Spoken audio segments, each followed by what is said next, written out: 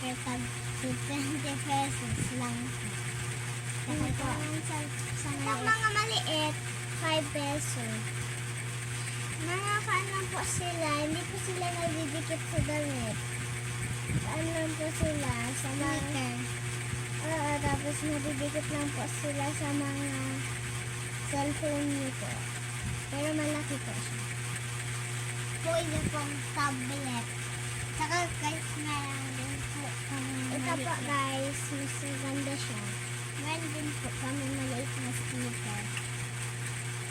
Tapos guys, meron din po kami na malaki na cellphone. Pero nagtitinda din kami ng cellphone. Pero guys, cartoon lang. No? Kaya kunyari. Tapos ito mga cards naman. Pagkaan lang po to. 10 peso po. 10 peso isa po. Saka meron pong magnet. Pagkakaan po ayan. Wait lang po. Tapos meron din po kasama tag 30. Okay. Kasama po yan. Pag bibili na po mga miss. Bili na po kayo. Ito po yung YouTube channel namin po. Meron din po kami may melody.